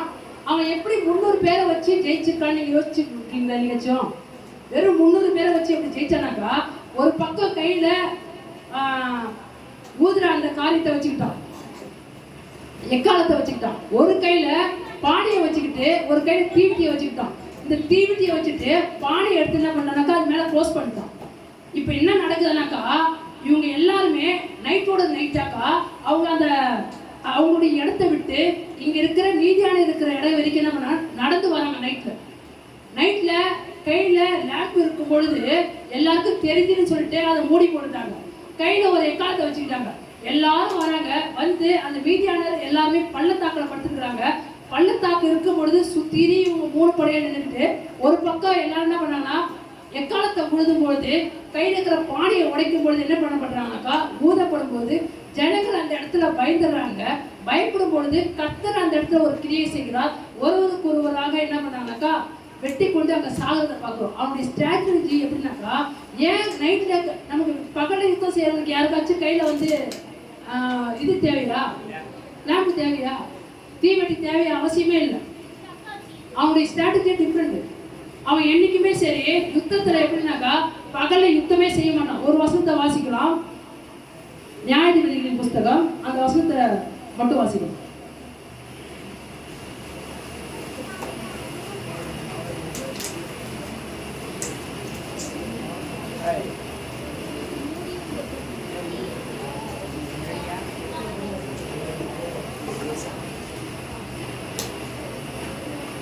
எட்டாம் அதிகாரம் 13வது வசனம். யோவாசின் குமாரனாகிய கிதியோன் யுத்தம் பண்ணி சூரியன் உதிக்கும் முன்னே திரும்பி வந்தபோது அப்ப என்ன பண்ணுவாருனாக்கா, எப்பயுமே இவர் வேட்டையாடுறது ஃபுல்லாவே நைட்ல மட்டும்தான். இவரு கிதியோன் எப்படிப்பட்டவர்னா அந்த மாதிரி நைட்ல மட்டும்தான் தெரிவாரு. பகல்ல என்ன பண்றோம்னா பயந்து போய் உள்ள வந்துருவாரு. இல்லையா? ஸ்ட்ராட்டஜி முக்கியம் ரொம்ப. உன் வாழ்க்கையில ஒரு ஜெயத்தை நீ எப்படிப்பட்ட காரியமா இருந்தாலும் சரி அதை நீ முறியடிக்கணும்னா உன் வாழ்க்கையில ஒரு பிளானிங் இருக்கணும். அவன் யூஸ் பண்ண எக்யூப்மெண்ட்டும் ரொம்ப டிஃப்ரெண்ட். காரணம் அங்க என்ன சொல்லனாக்கா, கிதியோனுடைய பட்டயம் கர்த்தருடைய பட்டயம். ஆனா அங்க பட்டயமே யூஸ் பண்ணல. இல்லையா? அங்க பட்டயத்துக்கான வேலையே இல்லை. ஆனா அங்க என்ன நடக்குதுனாக்கா, அப்படிப்பட்ட ஒரு ஸ்ட்ராட்டஜி யாரும் யூஸ் பண்ணானாக்கா கிதியோன் யூஸ் பண்ணான். அப்ப நம்முடைய வாழ்க்கையில நம்ம எதிர்கொள்கிற நம்ம மேற்கொள்கிற காரியத்துல பாவங்களாக இருந்தாலும் சரி, நம்முடைய வாழ்க்கையில எது நம்மை மேற்கொண்டு நம்மை தோற்கடிக்கிறதோ அதை நாம் மேற்கொள்ள வேண்டும் என்று சொன்னாக்கா நிச்சயமாகவே நமக்கு ஒரு திட்டம் தேவை. அதான் சொல்றாரு, நீ 30,000 பேர் தெரிஞ்சுக்கப்பா, நீ இப்படியா வையே, நீ இந்த இடத்துல பின்பக்கமா ஒரு கூட்டத்தை வையே, முன்பக்கத்துல ஒரு கூட்டத்தை அனுப்பு, முன்பக்க கூட்டத்தார் வரும்பொழுது இவர்கள் யுத்தத்துக்கு வராங்கன்னு சொல்லிட்டு எல்லாரும் வருவாங்க. எல்லாரும் வரும்பொழுது பின்னாடி இருக்கிற கூட்டத்தார் எழுப்பி என்ன பண்ணுவோம், தீக்கொளுத்தி போடுவாங்க. தீக்கொளுத்தி போடுறதுக்கு அப்புறம் முன்னால இருக்கிற ஜனத்துக்கும் அவங்க போயிட்டாங்க, பின்னாடி இருக்கிற ஜனங்களும் திருப்பி வந்துட்டாங்க. இப்ப எல்லாரும் நடுவில் அகப்பட்டுட்டாங்க. அதான் ஸ்ட்ராட்டஜி. வாழ்க்கையில எப்பேற்பட்ட காரியத்தையும் நீ பிளான் பண்ணாக்கா நிச்சயமா உன்னால ஜெயிக்க முடியும். இல்லையா? 3வது காரியம் தான். 4வது காரியத்தை எடுத்துக்கொள்ளும் பொழுது யோசுவா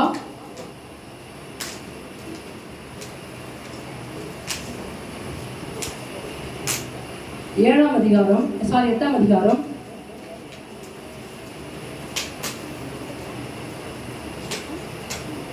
2வது வசனத்தை வாசிக்கும் பொழுது, நீ எரிகோவுக்கும் அதன் ராஜாவுக்கும் செய்தது போல ஆயிக்கும் அதன் ராஜாவுக்கும் செய்ய கடவாய். அதில் கொள்ளையிட்ட பொருட்களையும் மிருக ஜீவன்களையும் உங்களுக்கு கொள்ளையாக எடுத்துக்கொள்ளலாம். பட்டணத்துக்கு பின்னாலே பதிவிடையை வை என்றார். இங்க நம்ம பார்க்கும்பொழுது 4வது காரியம் என்ன அப்படின்னாக்கா, இவர்கள் ஏற்கனவே தீட்டுப்பட்டு போனது எதனால? நீங்க சொல்லுங்க, என்னோட கூட சொல்லுங்க. எதனால இவங்க தீட்டுப்பட்டு போயிட்டாங்க? நீங்க சொன்னாக்கா எனக்கு டைமுக்கு மிஞ்சி நான் எடுத்துருவேன். தெரியுங்களா? சொன்னதே சொல்லிருப்பேன், ரெக்கார்டு தீஞ்சி ரெக்கார்டு மாதிரி. தெரியுங்களா? அதனால நீங்க சீக்கிரம் நீங்க சொன்னாதான் உண்டு. இல்லையா? உங்களுக்கு புரியலன்னு திரும்பி ஒன் ஹவர் திரும்பி நான் போயிடுவோம். அப்புறம் எதனால சாபத்தீடு ஆகிட்டாங்க? எடுத்துக்கிட்டாங்க. அப்ப என்ன பண்ணிட்டாங்க, அங்க இருக்கிற காரியத்தை எரிகோவில் இருந்த சில காரியங்களை எடுத்துக்கிட்டதுனால தான் இப்ப தீட்டுப்பட்டு போயிட்டாங்க. ஆண்டவர் முன்கூட்டியே சொல்லிட்டாரு, அங்க இருக்கிற நீ எதுவுமே எடுக்காதுன்னு சொல்லிட்டு. ஆனா இந்த 8ஆம் அதிகாரத்துக்கு வரும்போது என்ன பண்றா, ஒரு லிபர்ட்டி கொடுக்குறாரு. என்ன கொடுக்குறாருனாக்கா, அதில் கொள்ளையிட்ட பொருட்களையும் மிருக ஜீவன்களையும் உங்களுக்கு கொள்ளையாக எடுத்துக்கொள்ளலாம். 4வது காரியம் இங்க அதான். நீ என்ன பண்ணனாக்கா, முதலாவது நான் உனக்கு சொன்னேன் நீ எடுக்க தேவைன்னு சொல்லிட்டு, ஆனா இந்த இடத்துல வரும்போது ஆண்டவர் இதை எடுத்துக்கலாம்னு சொல்லிட்டு சொல்றாரு. ஆனா இதை கூட என்ன தெரியுதுனாக்கா, இந்த இந்த 8ஆம் அதிகாரத்துல நம்ம வாசிக்கும் பொழுது 27வது வசனத்தை வாசிக்கும் பொழுது, கர்த்தர் யோசுவாவுக்கு கட்டளையிட்டபடி வார்த்தையின்படி மிருக ஜீவன்களையும் அந்த பட்டணத்தின் கொள்ளையையும் மாத்திரம் எடுத்துக்கொண்டார்கள். இப்ப இந்த 4வது காரியம் நமக்கு என்ன சொல்லுதுனாக்கா, 4வது காரியம் இந்த இடத்துல என்ன நடக்குது அப்படின்னாக்கா, கீழ்ப்படிதல். அல்லேலூயா. ஆமா, முதலாவது அந்த 7ஆம் அதிகாரத்துல கீழ்ப்படிதல் இல்லாம போயிடுச்சு. ஆண்டவர் சொன்னாரு, என்ன சொன்னாருனாக்கா, சாபத்தினாலதான் நீ எதுவும் எடுக்காதப்பா, அதை எடுத்து எனக்கு விரோதமா பாவம் செஞ்சிடாதன்னு சொன்னாரு. ஒருத்தவன் எடுத்து கர்த்தருடைய கீழ்ப்படியாம போயிட்டான், அதனால எனக்கு துரோகம் பண்ணுங்கன்னு சொல்லிட்டு தேவன் அந்த ஆயி பட்டணத்தை ஒப்பு கொடுக்கிறார் இவர்களுக்கு முன்பாக. ஆனா இப்ப வரும்போது என்ன சொல்றாருனாக்கா, இந்த 8ஆம் அதிகாரத்துல நான் என்ன சொல்றேனோ அதை செய், உன் இஷ்டத்துக்கு நீ செய்யாது. நீ முதல்ல என்ன பண்ணாக்கா 3000 பேர் போதும்னு சொன்ன, ஆனா நான் இப்ப எத்தனை பேர் சொல்லியிருக்கிறேன்? 30,000 பேர் சொல்லியிருக்கிறேன். நீ முதல் ஸ்ட்ராட்டஜி இல்லாம போயிட்ட, ஒரு பிளானிங்கே இல்லாம போயிட்ட. ஆனா நான் இப்ப ஒரு பிளானிங் தந்த, அந்த பிளான் படி நீ செய்யற. ரெண்டாவது அடுத்தது நான் என்ன சொன்னாக்கா, நீ முதலாவது நான் எடுத்துக்க வேணாம் சொன்னேன், ஆனா நீ இப்ப எடுத்துக்கன்னு சொல்றேன். ஜனங்கள் அதை மாத்திரம் எடுத்துக்கொண்டார். தேவனுக்கு நீ கீழ்ப்படுகிறவனா இருப்பேன் என்று சொன்னாக்கா, உன் வாழ்க்கையில கர்த்தர் உனக்கு ஜெயத்தை கட்டெடுக்கிறவரா இருக்கிறார். அல்லேலூயா. ஆமா, கீழ்ப்படியாத இடத்துல ஜெயம் கண்டிப்பா இருக்க போறதே இல்லை. அல்லேலூயா. எல்லாரும் அதுக்கு அல்லேலூயா சொல்லுங்க பாப்போம். அல்லேலூயா. ஆமா, ஜெயம் எப்ப கிடைக்குனாக்கா, தேவனுக்கு நீ கீழ்ப்படியும் போது மட்டும்தான். உன் வாழ்க்கையில தேவனுக்கு நீ கீழ்ப்படிவன்னு சொல்லிட்டு சொன்னாக்கா, தேவன் தொட வேணாம்னு சொன்னதை நீ தொடாம இருக்கும் பொழுது, தேவன் எடுத்துக்கொள்ளுன்னு சொல்லும் போது எடுத்துக்கொள்ளும் பொழுதோ, தேவன் உனக்காக எப்படிப்பட்ட ஆலோசனை கொடுக்கிறாரோ, பதிவிடையை வையின்னு சொல்லும் போது வைக்கும் பொழுது, நிச்சயமாகவே உனக்கு முன்பாக எப்பேற்பட்ட ஆயுள் பட்டணமாக இருந்தாலும் கர்த்தர் உனக்கு அதை கட்டளையிட ஜெயமாக கர்த்தர் கொடுக்க விருப்பம் கொண்டிருக்கிறார். அல்லேலூயா. கரங்களை பத்தி கர்த்தருக்கு நன்றி செலுத்தலாமா?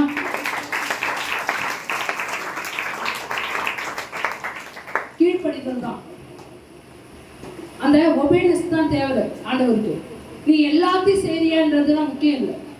300 பேரை கொண்டும் ஆண்டவரால் ஜெயிக்க முடியும். ஆனா அந்த இடத்துல கிதியோனுக்கு இருந்தது என்னன்னாக்கா, கீழ்ப்படுதல் இருந்துச்சு. உன் வாழ்க்கையில சுவர் மேடா இருக்கலாம், உன் வாழ்க்கை கல்மேடா இருக்கலாம், மணல் மேடா இருக்கலாம், யாருமே கட்டி எழுக்க முடியாது என் வாழ்க்கை அப்படின்னு நினைக்கலாம். ஆனா நீ அறியாது இருக்கிற ஒருவரை குறித்து நான் சொல்லிக் கொண்டிருக்கிறேன். நீ அவரை அறிவாய் என்று சொன்னால், அவருக்கு நீ கீழ்ப்படிவாய் என்று சொன்னால், நீ புழுதியா இருந்தாலும் உன்னை கொண்டு கட்ட அவர் சித்தமுள்ளவராக இருக்கிறார். அல்லேலூயா. அவர் பராக்கிரமசாலியாக இருக்கிறார். நீ நினைக்காத தூசு தானே அப்படின்னு ஊதி விட்டு போயிடலாம் நினைக்காது. அப்படிப்பட்ட நிலைமையில இருந்தாலும் அவர் எடுத்து அவரால் கட்ட முடியும். ஒரு மனுஷனை கட்டணும்னு என் தேவன் விரும்பினான்னு சொன்னாக்கா, அவன் எந்த பொழுதில் இருந்தாலும் கர்த்தர் அவனை தூக்கி எடுக்கிறார். ஒரு ஆட்டு தொழுவத்துல ஆடுகளுக்கு பின்னாக கடந்து சென்றவன் தான் தாவீது. ஆனா அவனை எடுத்து 40 வருஷமாக தன்னுடைய ஜனத்தின் மேல ஆளுகையை கர்த்தர் தந்தவராக இருக்கிறார். அல்லேலூயா. ஆமா, நீ எப்பேற்பட்டவனா இருந்தாலும் சரி, வாழ்க்கையில தேவனுக்கு கீழ்ப்படி. எரிகோல 7 நாள் சுத்தி வாங்க, 6 நாள் அமைதியா இருங்க, 7வது நாள் நான் சொல்லப்படும் பொழுது நீங்கள் ஆர்ப்பரிங்கன்னு சொல்லிட்டு கர்த்தர் யோசுவாவுக்கு கட்டளையிட்டபடியே யோசுவா செய்யறான். அந்த இடத்துல அவங்க ஜெயத்தை பெற்றுக் கொள்கிறார். அல்லேலூயா. எதுவுமே செய்யல, சும்மா சுத்தி வராங்க, சும்மா சுத்தி வராங்க. நீ கர்த்தருக்கு கீழ்ப்படிவாய் என்று சொன்னாக்க உன் வாழ்க்கையில நீ சும்மா இருப்ப, கர்த்தர் உனக்காக யுத்தம் செய்கிறவராக இருக்கிறார். அல்லேலூயா. எந்த மனுஷனுக்குன்னா கீழ்ப்படுகிற மனுஷனுக்கு தான், கீழ்ப்படுகிற மனுஷனுக்கு தான். அவர் சொன்னா என்னால மேற்கொள்ள முடியும் உன் பலத்தை நீ காட்டாது. 3000 பேரை வச்சு நான் ஜெயிச்சிருவேன்னு நினைக்காது. அவர் சொன்னா நீ 30,000 பேரை கூட்டு போக வேண்டிய அவசியம் ஏற்படும். நீ சொன்னா, அவர் சொன்னா, அதான் சொல்ல, அவர் சொன்னால் ஆகும். அல்லேலூயா.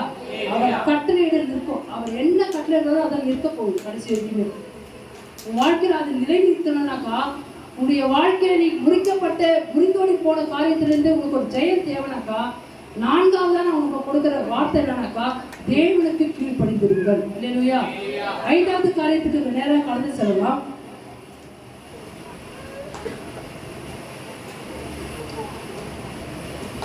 எட்டாம் அதிகாரம் 18வது வசனத்தை வாசிக்கும் பொழுது,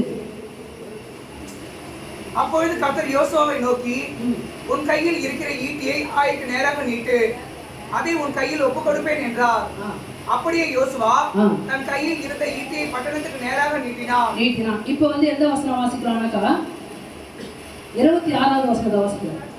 ஆயியின் குடிகள் எல்லாம் ஆ, சங்கரித்து தீர்முட்டு ஆ. யோசுவா ஈட்டியை நீட்டிக் கொண்டிருந்த ஆ. தன் கையை தன் மடக்கவில்லை. கையை மடக்கவில்லை. இங்க 5வது காரியத்துக்கு நேரம் வந்துட்டோம். முதலாவது காரியம் என்ன சொன்ன உங்களுக்கு? ஆமா, உங்களுடைய வாழ்க்கையில இருக்கிற ஆகாரம் எடுத்து போடுங்கன்னு சொல்லிட்டேன். ரெண்டாவது, ஆமா, உங்களுடைய எதிராளியை குறித்து நீங்க அண்டர் எஸ்டிமேட் பண்ணாதீங்க. உங்களுடைய எதிராளியை குறித்து நீங்க சாதாரணமானது நினைச்சிடாதீங்கன்னு சொன்னேன். மூன்றாவது நான் உங்களுக்கு என்ன கருத்து சொன்னேன்? ஆமா, பிளானிங் ரொம்ப முக்கியம். ஸ்ட்ராட்டஜி தான் ரொம்ப முக்கியம். ஸ்ட்ராட்டஜியோடு இருக்கும் பொழுது நிச்சயமாகவே நீங்கள் வெற்றி பெறுவீங்கன்னு சொல்லிட்டு சொன்னேன். நான்காவது, உங்களுடைய வாழ்க்கையில் என்ன சொன்னேன்? தேவனுக்கு கீழ்ப்படியுங்கள், அப்பொழுது நீங்கள் என்ன பண்ணுவீங்க? ஜெயம் பெறுவீர்கள் அப்படின்னு சொல்லி சொன்னாங்க. இந்த 5வது காரியத்துக்கு நேராக கடந்து செல்லும் பொழுது இந்த யோசுவாவினுடைய வாழ்க்கை என்ன பார்க்கறனாக்கா, யோசுவா கிட்ட ஒரு வார்த்தையை சொல்றேன். என்ன சொல்றேன்னாக்கா, நீ இப்பொழுது ஆயப்பட்டினத்துக்கு நேராக உன்னுடைய ஈட்டி நீட்டு, அப்பொழுது என்ன பண்ணுவேன்? நான் அதை உனக்கு ஒப்பு கொடுப்பேன். அல்லேலூயா. ஆமா, முடிஞ்சிச்சு. உங்களுக்கு எனக்கு கொடுத்த டைம் நான் முடிக்கதான் போறேன். கரெக்டா இன்னும் என் டைம் முடியல. ஓகேங்களா? சொன்ன டைம் முடியல, ஒன்றும் கரெக்டாக முடிச்சுக்க டைம்ல. அப்ப நீ அந்த ஈட்டி எடுத்து நீட்டு, நான் அதை உனக்கு ஒப்பு கொடுக்க போறேன்னு சொல்றேன் ஆண்டவர். அதே போல இந்த கடைசியாக இந்த 26வது வசனத்தை வாசிக்கும் பொழுது யோசுவா நீட்டி கொண்டிருக்கிறான். அதை எப்பனாக்கா அவர்கள் சங்கரித்து தீரு மட்டும் அந்த ஆயுப்பட்டத்து மேல அவர்கள் ஜெயம் எடுக்கிற வரைக்கும் அவன் அந்த கருத்தை நீட்டி கொண்டவனா இருக்கிறான். இந்த 5வது காரியம் என்னன்னாக்கா, நாம் புரிந்து கொள்ள வேண்டிய காரியம், நீ கண்டிப்பா என்ன பண்ணாக்கா இந்த காரியத்துல ஈடுபடணும்னு கருத்து விரும்புகிறான். அல்லேலூயா. இந்த 7ஆம் அதிகாரத்துல யோசுவா என்ன பண்றாருனாக்கா, சில பேர் வந்தாங்க, வேவுக்காரருக்காக நீங்க போங்கப்பா, போயிட்டு அனுப்புங்கன்னு சொல்லிட்டு சொன்னாரு. போயிட்டு பார்த்துட்டு வாங்கன்னு சொன்னாரு. போயிட்டு பார்க்கும் பொழுது இவங்க என்ன பண்ணாங்கன்னா, போய் பார்த்தவங்க எல்லாரும் வந்துட்டு அது ரொம்ப சின்ன பட்டணம், 2000-3000 பேர் போனா நம்ம ஈஸியா மேற்கொண்டுடலாம் அப்படின்னு சொல்லிட்டு சொல்லப்படும் பொழுது சரிப்பா போயிட்டு வாங்கப்பான்னு அனுப்பிட்டாரு. ஆனா இப்ப இவர் என்ன சொல்றாருனாக்கா, நீ அதுக்கு நேராக நீ கருத்தை நீட்டணும், நீ பதிவிடைய வைக்கணும், நீ 30,000 பேரை நீ தெரிந்து கொள்ளணும். ஏன்னாக்கா முதலாவது காரியத்துல உங்களுடைய இன்வால்மெண்ட்டே இல்லை. அல்லேலூயா. அந்த 7ஆம் அதிகாரத்துல யோசுவாவுடைய இன்வால்மெண்ட்டே கிடையாது. அதுல அவன் அதை தலையிடவே இல்லை. 2000-3000 பேர் தானே போனா ஜெயிச்சுட்டு வந்துருவாங்க அப்படின்னு நினைச்சிட்டான். சின்ன காரியமோ பெரிய காரியமோ யாரையும் நம்ம அனுப்பிட்டு நீங்க உட்கார்ந்து வச்சுக்க, உன் வாழ்க்கையில ஜெயமே கிடைக்காது. உன் வாழ்க்கையில ஜெயம் என்னக்கா, அந்த இடத்துல நீ முன்னாக கடந்து செல்லணும். எடுத்து வாசிக்கலாமா? யோசுவா 8ஆம் அதிகாரம் 10வது வசனத்தை வாசிக்கும் பொழுது, அதிகாலமே யோசுவா எழுந்திருந்து ஜனங்களை இலக்கம் பார்த்து இஸ்ரவேலின் மூப்பரோடும் கூட ஜனங்களுக்கு முன்னாலே நடந்து ஆயின் மேல் போனான். அப்ப அந்த 5வது காரியம் என்னன்னாக்கா, உன் இன்வால்மெண்ட் முக்கியம். ஜெயத்தர உனக்கு ஒரு காரியத்துல ஜெயம் வேணும்னாக்கா உன் இன்வால்மெண்ட் முக்கியம். இந்த யோசுவா எப்படிப்பட்டவனாக்கா, அந்த ஆயின் பட்டணத்தை முறியடிக்கிற வரைக்கும் நெவர் கிவ் அப் ஒரு வார்த்தை சொல்லுவாங்க. நமக்கு எல்லாருக்கும் தெரியும், யங்ஸ்டருக்கு. இவன் விட்டே கொடுக்கல அந்த காரியத்துல. நீ அந்த காரியத்துல உனக்கு ஜெயம் கிடைக்கிற வரைக்கும் நீ விட்டு கொடுக்க கூடாது. அந்த காரியத்துல உனக்கு ஜெயம் கிடைக்கிற வரைக்கும் நீ அதுல இன்வால்மெண்ட் இருக்கணும். யாரோ வராங்க, சின்ன பட்டம் தானே, நான் அனுப்பிட்டு நான் இங்க சும்மா பண்ணி இருந்தனாக்கா நிச்சயமான தோல்வியை சந்திக்க வேண்டிய நிலைமைக்கு உள்ள போயிடுவோம். தாவீதுடைய வாழ்க்கையில பார்க்கும் பொழுது ஒரு இடத்துக்கு யுத்தத்துக்கு போகும் பொழுது தாவீது என்ன பண்றானாக்கா, நான் இங்கே இருக்கிறேன், என் கூட இருக்கிற என் ஜனங்கள் தான் பெரிய ஆட்களா இருக்கிறாங்களே, அவங்களே போய் முறியடிச்சிருவாங்கன்னு நினைக்கிறான். அதே போல போய் அவங்க முறியடிக்கிறாங்க. ஆனா தாவீது அந்த இடத்துல விழுந்து போயிட்டான். அல்லேலூயா. தாவீது செஞ்ச ஒரே ஆண்டவர் எழுதும்போது என்ன எழுதுறானாக்கா, தாவீது ஒன்றிலே தவறிட்டான், என் தாசனாகிய தாவீது ஒன்றிலே தவறிட்டான் அப்படின்னு சொல்லிட்டு சொல்லப்படுகிற காரியம் அந்த இடம் தான். அந்த ஒரு இடத்துல தவறி போவதற்கான காரியம் என்னன்னாக்கா, யுத்தம் வரும்பொழுது இவன் இங்க இருந்துட்டான். அவன் யுத்தத்துக்கு போயிருந்தாக்கா அந்த பாவத்துக்குள்ளாக இருந்திருக்க மாட்டான். வாழ்க்கையில இன்னைக்கு இன்வால்மெண்ட்டே நாம செலுத்தாம, நாம அனுப்பாம, நாம அனுப்பிட்டு இங்கே உட்காந்துரும். சில வேலையில ஜெயம் தானே. இன்னைக்கு எப்படி நம்ம நினைக்கிறோம், ஆண்டவர் இடத்துல வரோம், இயேசுதான் உண்மையான தேவன் சொல்லிட்டு சொல்றோம், இயேசுதான் தேவன் சொல்லிட்டு உண்மையா நம்புறோம். அப்ப என்ன பண்ணுவாரு, என் எக்ஸாம் முதற்கொண்டு அவரே பார்த்துப்பாரு, நான் படிக்கவே தேவைன்னு நினைக்கிறோம். அல்லேலூயா. இப்படி ஆண்டவர் ஆண்டவர் எந்த இடத்துலையுமே போதிக்கல, சரிங்களா? ஆண்டவர் நீ செய்ய வேண்டியதை செய்ய, நீ விதை போடு, காலையில சாயங்காலம் எதுவாக இருந்தாலும் சரி, காலையில நீ விதை தண்ணி பாய்ச்சி. ஆனா நீ இந்த காரியங்களை செஞ்சு கொண்டு வரும்பொழுது நான் என்ன பண்ணுவேனாக்கா, நானே வானத்துக்கு கட்டளையிடுவேன். அது என்ன பண்ணா பூமிக்கு மறுமொழி கொடுக்கும். அல்லேலூயா. ஆமா, அதுதான் ஆண்டவர் கட்டளையிடுகிறதா இருக்கிறார். நாம என்ன பண்றோம், ஆண்டவரை இதை போய் செய்யுங்க, ஆண்டவரை அதை போய் செய்யுங்க, அவரே வேலை வாங்குற மாதிரி இருக்கிறாங்க. ஆனா ஆண்டவர் என்ன சொல்றாரு, உன் இன்வால்மெண்ட் இருக்கட்டும் பார்த்து சொல்றாரு. நான் உனக்கு இந்த நாள் 5 காரியத்தை சொல்லியிருக்கேன். என்னென்ன காரியத்தை சொல்லியிருக்கிறேன்? ஆமா, வாழ்க்கையில ஜெயம் வேணுமா? வாழ்க்கையில இருக்கிற தோல்வியிலிருந்து நீ வாழ்க்கையில ஒரு ஜெயத்தை நீ பார்க்கணும் விரும்புறியா?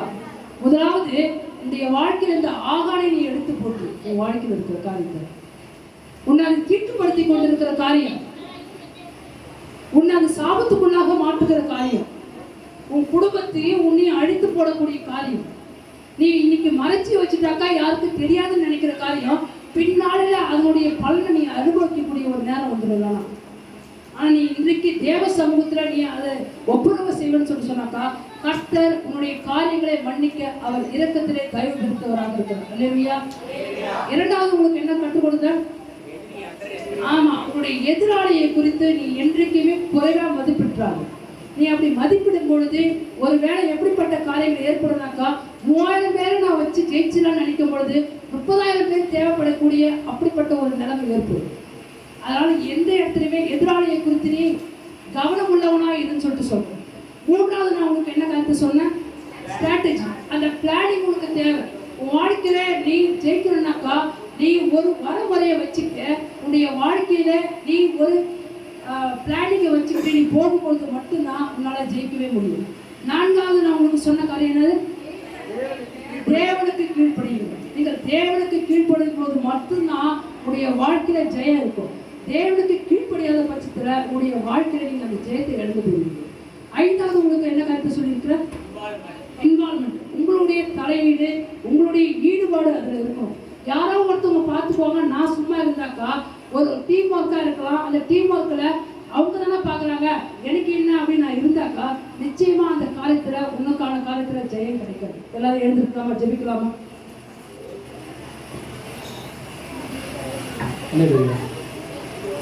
நம்ம கடைசி நிறைவான பகுதிக்கு நேரம் கடந்து கொண்டிருக்கிறோம். அடுத்தது நீங்க எதிர்பார்க்கிற முக்கியமான நிகழ்வு மதிய உணவு வேலை. சரியா?